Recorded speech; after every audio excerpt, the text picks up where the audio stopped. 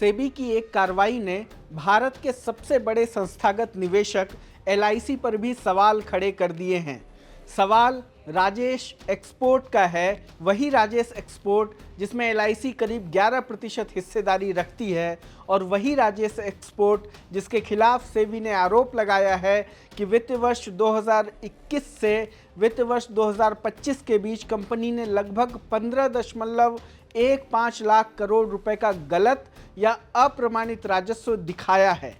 यह दावा सेबी के अंतरिम आदेश और राइटर्स की रिपोर्ट में सामने आया है। अब सवाल सिर्फ राजेश एक्सपोर्ट पर नहीं है, सवाल यह भी है कि आखिर एलआईसी जैसी संस्था जो करोड़ों पॉलिसी धारकों के पैसे का निवेश करती है, उसे इतने बड़े कथित फर्जीवाड़े की भनक क्यों नहीं लगी। पहले समझते हैं कि एलआईसी ने राजेश एक्सपोर्ट में निवेश कब और कैसे बढ़ाया। बिजनेस स्टैंडर्ड में प्रकाशित स्टॉक एक्सचेंज डिस्क्लोजर के मुताबिक अक्टूबर 2019 में एलआईसी की हिस्सेदारी कंपनी में लगभग 7.04% थी।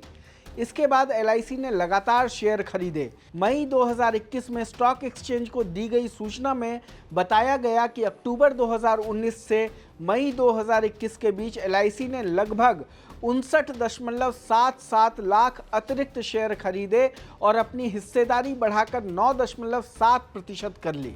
यानी जब एलआईसी निवेश बढ़ा रही थी तब उसे कंपनी के कारोबार और भविष्य पर भरोसा था। इसके बाद भी एलआईसी पीछे नहीं हटी। ट्रेंड लाइन और शेयर होल्डिंग रिकॉर्ड्स के अनुसार 2023 और 2024 में हिस्सेदारी बढ़कर 11% के आसपास पहुंच गई। मार्च 2026 तक भी एलआईसी कंपनी की सबसे बड़ी गैर प्रमोटर शेयरधारक बनी रही।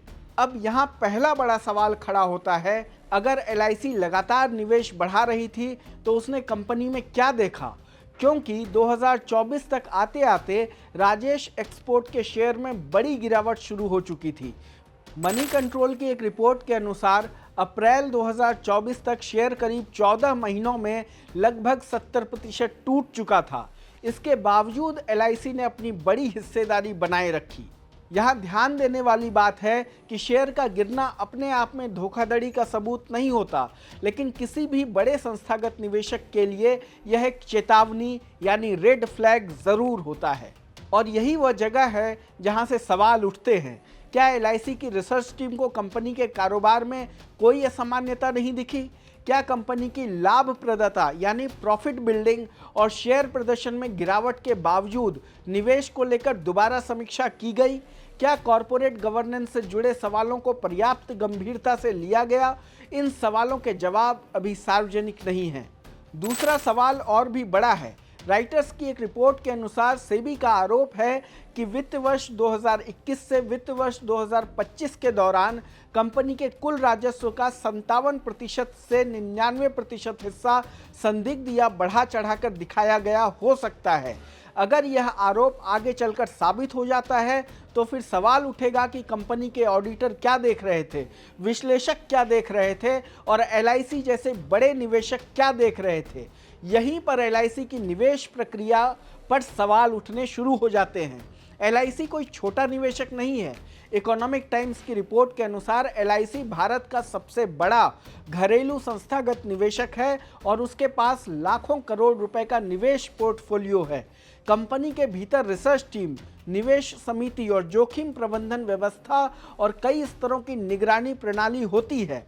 ऐसे में आम निवेशक यह सवाल पूछ रहा है कि जब एक आम शेयरधारक कंपनी के वित्तीय आंकड़ों पर भरोसा करता है, तब एलआईसी जैसे बड़े निवेशक किस आधार पर भरोसा करते हैं। हालांकि यहाँ एक बात साफ कर देना ज़रूरी है कि अभी एलआईसी के खिलाफ किसी तरह की नियामकीय कार्रवाई नहीं हुई है।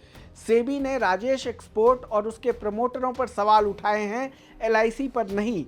इसलिए यह कहना गलत होगा कि एलआईसी किसी गलत काम में शामिल थी, लेकिन यह कहना बिल्कुल जायज़ है कि एलआईसी के निवेश निर्णयों की गुणवत्ता पर सवाल उठ रहे हैं। अब बात करते हैं नुकसान की। बाजार आंकड़ों के अनुसार किसी समय राजेश एक्सपोर्ट में एलआईसी की हिस्सेदारी का बाजार मूल्य करीब 3000 करोड़ रुपए से अधिक था, लेकिन शेयर में भारी गिरावट के बाद यही मूल्य घटकर लगभग 300 से 350 करोड़ रुपए के आसपास रह गया है। यानी एलआईसी की हिस्सेदारी खत्म नहीं हुई है। एलआईसी अभी भी शेयर धारक है, लेकिन उसके निवेश का बाजार मूल्य लगभग 2700 करोड़ रुपए तक घट चुका है। यहाँ एक और दिलचस्प तथ्य है, आज भी सार्वजनिक रिकॉर्ड में यह जानकारी उपलब्ध नहीं है कि एलआईसी ने राजेश एक्सपोर्ट के शेयर औसतन किस कीमत पर खरीदे, यानी एलआईसी का वास्तविक निवेश कितना था और उसे वास्तविक लाभ या नुकसान कितना हुआ, यह जानकारी आम जनता के पास नहीं है। इसलिए इस पूरे मामले का सबसे बड़ा सवाल सिर्फ राजेश एक्सपोर्ट नहीं है। सबसे बड़ा सवाल यह है कि क्या भारत की सबसे बड़ी बीमा कंपनी और सबसे बड़ा संस्थागत निवेशक उन संकेतों को समय रहते पहचान पाने में नाकाम रहा, जिन्हें अब सेबी एक बड़े कथित अकाउंटिंग फ्रॉड के रूप में देख रही है।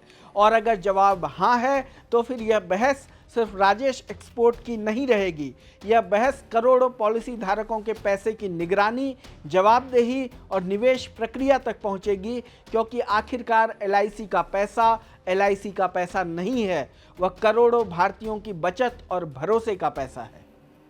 लोकमत हिंदी के इस रिपोर्ट में इतना ही। देश दुनिया की तमाम खबरों को देखने के लिए जुड़े रहें हमारे साथ। धन्यवाद।